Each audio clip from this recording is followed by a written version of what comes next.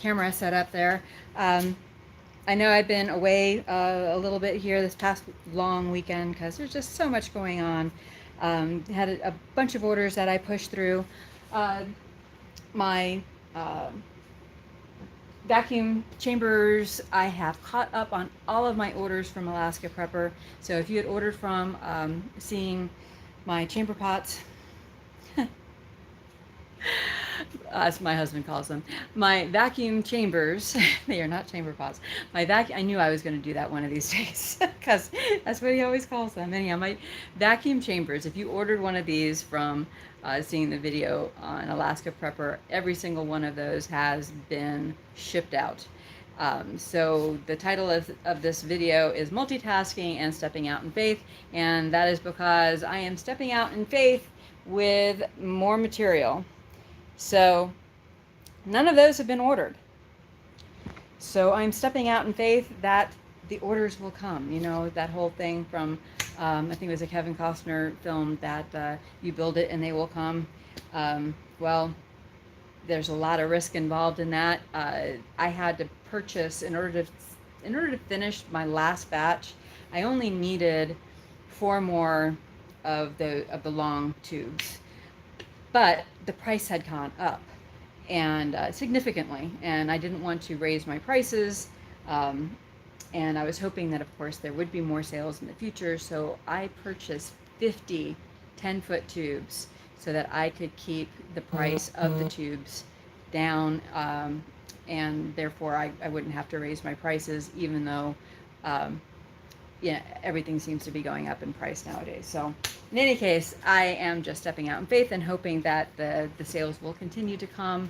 And if you are out there and you'd like to get one of these vacuum chambers and you have a YouTube channel and you'd like to help me get the word out about them, please send me your information and I would be happy to work with you.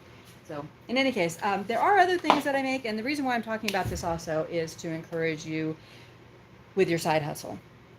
So, if you are working for somebody else, you just never know how long that paycheck is going to last, especially with the economy going the way it is right now. My husband had been working for a particular company for 10 years when back in 2010, his company finally couldn't handle it couldn't bear the market anymore, and my husband was let go. And at that time we were very lucky that we had a less expensive place to stay, and we could work through it, and he was luckily picked up by another company not too long thereafter. But everything just kind of luckily fell into place. But sometimes you make your own luck, and take a look at the signs that God is showing you. And if you're seeing a lot of videos and people are mentioning to you that, hey, you always liked baking cakes, or you always liked working with wood, or you always wanted to learn how to weld, or you're really good with handyman stuff, pursue that. It could very well mean the difference between losing what you have in this downturn that we may be facing here soon, or absolutely thriving and being able to prosper and be a blessing to others because you have skills, no matter what that may be. So anything that you can get those means of production for yourself, and you can work with it, go for it. And so I was watching Economic Ninja earlier today, and he was talking about how sometimes you just talk to your blue in the face with your friends and family, and they don't want to listen to you about being prepared. And what can you do? Well, one thing that you can do is you can just pray that somebody else will reach them, because sometimes they are not going to accept that message from you. So if you have a friend or a relative that has been encouraging you to prepare for possible downturns, whether it's saving for a rainy day, getting that food supplied, starting a garden, starting a side hustle, then hopefully I can be that person for you to encourage you when your spouse or your friend or your family members, they've been trying to talk to you until you're blue in the face, and you haven't listened to them. So maybe you'll listen to a complete stranger. Let me know in the comments below if you're on one side or the other on that, whether you're the one that's trying to talk somebody into being prepared, or if you're the person who's been drugged to this place kicking and screaming. But some other things that I do, I don't just make these vacuum chambers that help you with vacuum sealing mason jars to help you preserve food. Hey John, I see you there. Thank you for your comment. I also make some other things. So I can say that this video is being brought to you by EncoreSign.net as well as MilitaryPatriot.net. I have a couple different Etsy stores. And so here's one of the other things that I make. This is a card holder. So when you're playing cards, with young kids or maybe elderly relatives, and they find it difficult, especially we like to play a card game called 15, and it's a whole bunch of cards. So at the end of the game, you're dealing with like 15 different cards that you have in your hand. So if you have like a card holder like that, then you can spread them all out and you can see what it is that you're doing. So I just had a customer order a set of 5 of these. So that is inexpensive family night entertainment, and it's custom made by me. Other things that I have made, these are pet memorial plaques, and they're made out of corian. And our pets are very often members of the family, and we grieve when they have passed, and sometimes we're able to bury them in our backyard, but even if we can't, we might have a memorial garden that we want to just contemplate, and so I offer those to people as well. And then one other thing that is very popular that I make is these are bath trays, and this is also made out of corian, and it is a countertop material, so it is a solid surface acrylic, so if it gets scratched or dinged or whatever, you can always sand it out. That's what makes it great as a kitchen countertop. But it also is good because it is waterproof, that you can use. This particular thing is going to be used as a bath tray, and we have places where you can put mugs or things, that you can put your cell phone, you can put iPad in there, while you're relaxing, or you can put it on your recliner tray in front of the TV and get some productivity done while you are watching TV with the rest of the family. But in any case, those are some things that I make, and if you'd like to help support my channel, then I have links down below as to what kind of my stores and everything that you could go to. But in any case, when I started out here, I was talking about stepping out in faith, and that is where these come back in, because I have shipped out every single one of my vacuum chambers. Those are the things that I send out. I make so that you can put a mason jar in there or any other kind of reusable glass jar. You suck the air out and it will help preserve your dehydrated goods.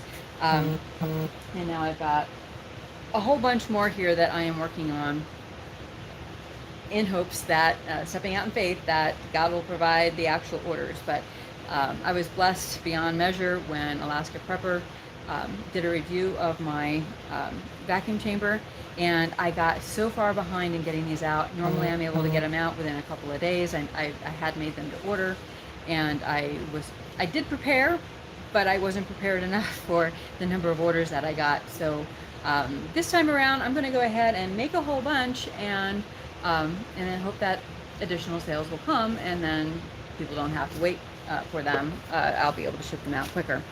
But while you're watching me put some of these things together, I wanted to talk with you a little bit about different things that are going on in the world, because that's that multitasking thing again.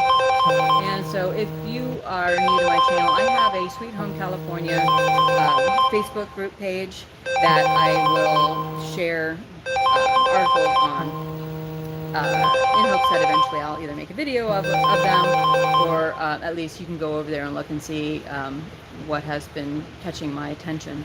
So if you want to go over there, you can take a look at the entire articles of things that I'm talking about. But the first up here is talking about the UPenn swimmer, and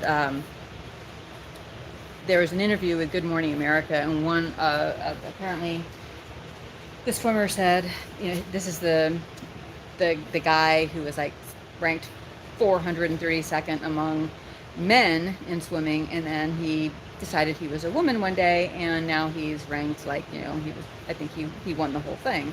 I don't know. I really wasn't paying too close of attention, but I'm really disappointed that the women that were on that team felt that everything they had to say was anonymous, and this article is the same way. There is a woman from the team that expressed her displeasure, and at his interview with Good Morning America, that he was all about how happy he is that he was able to realize his dreams, and how disappointed she was that he didn't care one whit about the women he stepped over in order to claim that spot. And it's really disappointing that no other adults, no coaches, no school administrators, the NCAA, whatever the governing body is, has put their foot down and said, no, this cannot be allowed to stand. We cannot do this. And now Leah Thompson, this man turned woman, has got Olympic aspirations. So then what is that going to mean for the future of Olympic sport if we're going to allow men to decide one day that they're not really men and they're going to be women? What does that do for Title X sports with women as well? So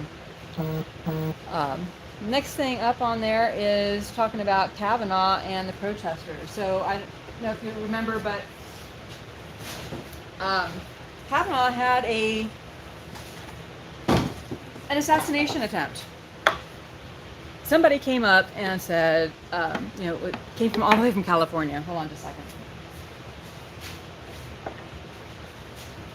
Because I really need to do that multitasking bit. So Kavanaugh had an assassination attempt last week. Nancy Pelosi refused to pass a bill that would allow more protections for our justices. And now we've got protesters going out in front of his house again. I don't know if it ever really stopped. And this article that I have shared there talks about how much it's impacting the neighbors. And the neighbors have kids. This is a residential neighborhood. Kavanaugh has children. And they're there. They said they show up around 7 o'clock at night, Wednesdays and Saturdays, and they just sit there beating their drums, yelling through megaphones, vile, horrible things. And then these parents have got to deal with their kids being exposed to all of this. Absolutely horrible. Next up on the list is the largest U.S. pork packer is closing in their California plant, citing high costs and red tape. I don't know if you remember, I did a video late last year when I was talking about that I was getting a pig. And the reason why my family decided we were going to pay one of our neighbors to raise a pig for us to put in our freezer was because there was a new law enacted by California in their infinite wisdom that they were going to require that pigs have at least 24 square feet of space. And I said at the time that this is going to cause the price of pork to skyrocket because it's going to go from 14 square feet to 24 square feet, so that's nearly double the space. And unless you're going to start stacking them up on top of one another, these companies only have so much land that they're going to be able to keep their pigs on, and so obviously the cost is going to go up. And it's not just about things that are grown in California, it's also dealing with any imported product. So if California were to import from China, supposedly, or Illinois, or wherever, then that same rule applies. Now, I'm not really sure what the mechanism is for ensuring that these pigs have 24 square feet of space, if that's the honor system or what. If you're a farmer and you have ever dealt with this, let me know in the comments. How is California going to enforce that? But in any case, if you are in California, obviously it's a much easier thing to expect that you're going to be inspected. And so we are now 6 months into this new law taking effect, because it was supposed to take effect in January. And 6 months in, and we've got Smithfield's crying uncle, and they are going to leave California. They're also leaving Utah and Arizona. and they are the largest pork packer. I think it's like 10,000 pigs per day that they slaughter and pack up so that we can eat. Um, it's interesting to note, though, this is a company that is based out of Hong Kong. So the United States largest pork packer is not a United States company. Yes, it sounds American, right? What's it called? Smithfields? That sounds like, very American. But they're not owned by America. They're owned by Hong Kong. And whereas Hong Kong, prior to the 1990s, when Britain was still in control of it, they are now controlled by China.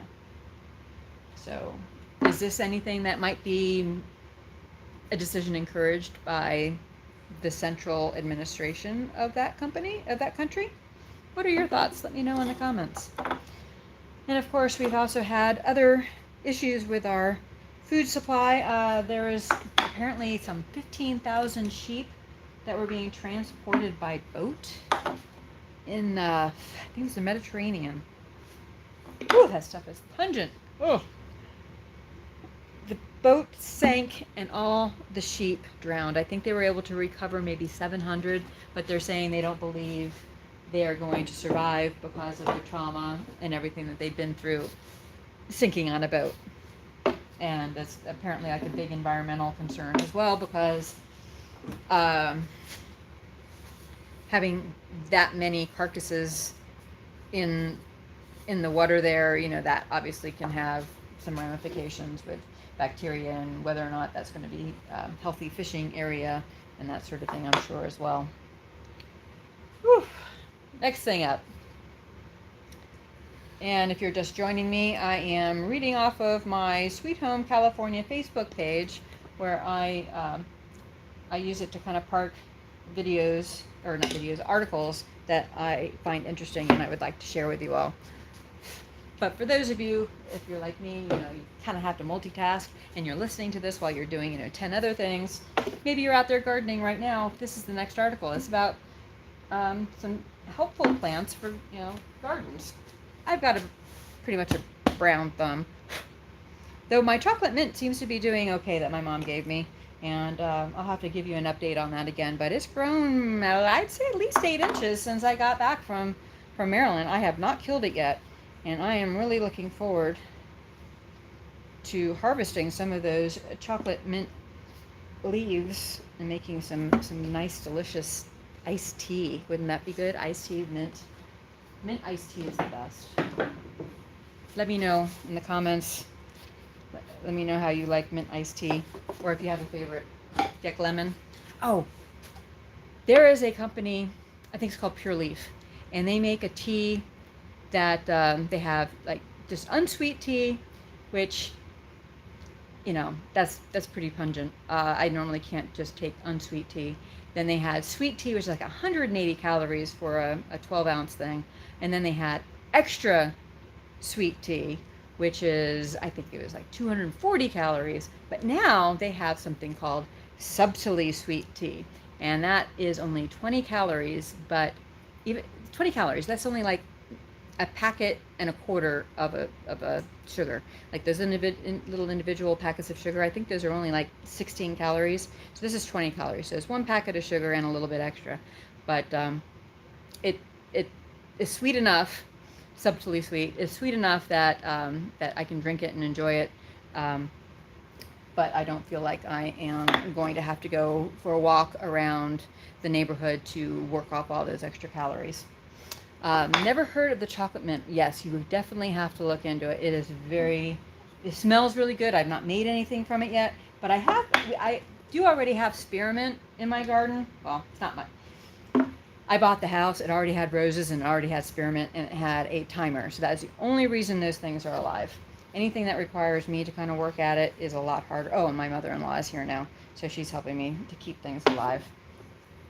But anyhow, I'm hoping to get as much of this chocolate mint going out there as I have the spearmint. And I have made the spearmint into hot tea. I haven't tried it into cold tea yet. I'll have to do that. But anyhow, it's good for you. But anyhow, the next thing, back on to this. So This next article here that I have on my Sweet Home California Facebook page is talking about different plants that can be helpful around the house. So plants that keep bugs away. So if you've got a problem with fleas and ticks, you might want to look into getting some rosemary. And of course, rosemary is good for putting into your food as well. Great flavor for rosemary. Other things, marigold. If you've got problems with mosquitoes and aphids, then check out marigolds. Basil, I love basil. I'm going to have to try and start growing basil. You know, at the grocery store, they actually have them where it's already kind of like a starter, where it has like the root ball in it. And so you can use some of the basil and use that in your meal or whatever, and then go ahead and plant the rest of it and see if you can keep it alive so it can grow more basil for your Italian dishes there. Basil is awesome. But basil is helpful to keep away mosquitoes and houseflies. Growing your first container garden to be transplanted into larger containers tomorrow. Slightly misjudged. How did you misjudge?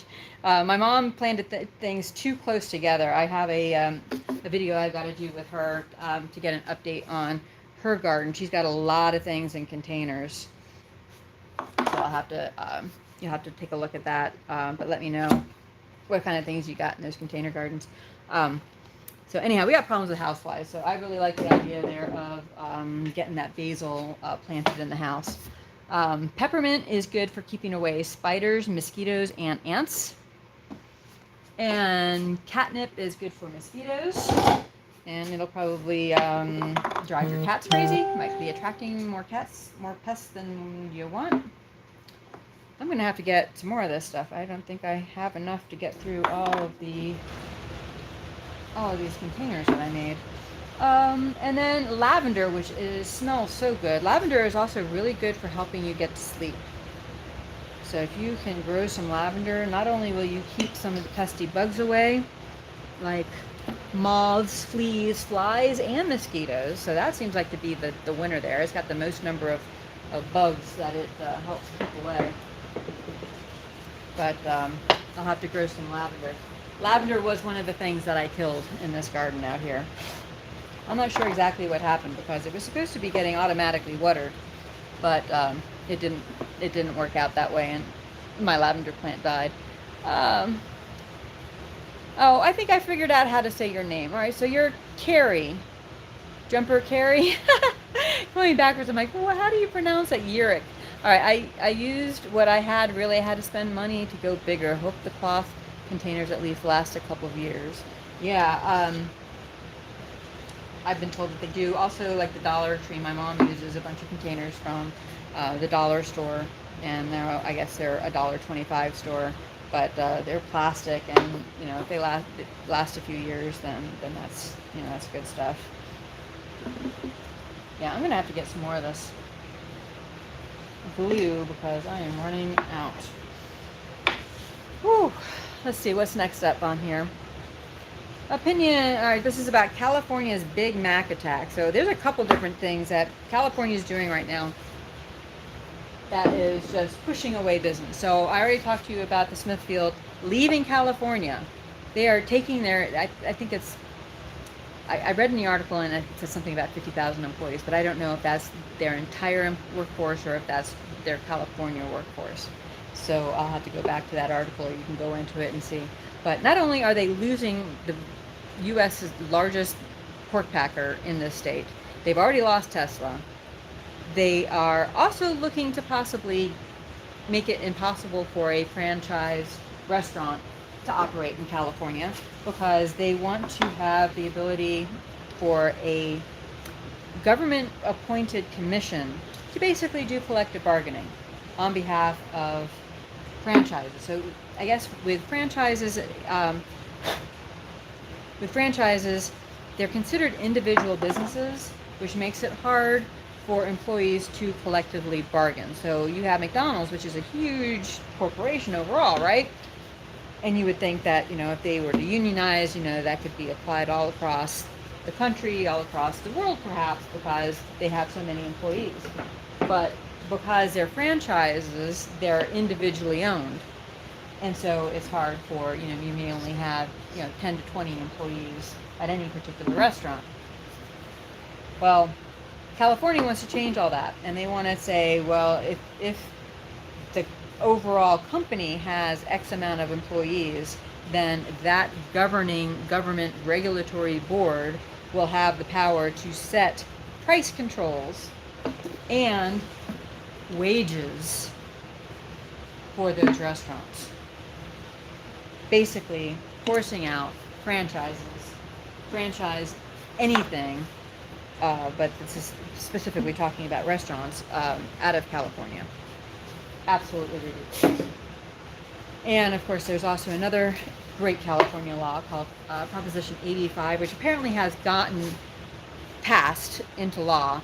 And it was where basically it was encouraging like things like Uber and Lyft and things to require those independent contractors to not be independent contractors, but to be considered employees, that they would have to be employees of that company, which of course makes it very difficult. So this is called like the gig, the attack on the gig economy. So anything that allows you flexibility in how you are operating, that you get to choose your own hours, you get to choose how you do your work. So like photographers, journalists, the Lyft and Uber drivers, the DoorDash drivers, those are all things where you can kind of pick and choose what jobs you want to do. And the same thing with truck drivers. A lot of truck drivers are owner-operators that get to choose what jobs they're going to take, and therefore, they want that independence. They don't want to be an employee where the employer says, you're going to spend so much time on the road, and no two ways about it.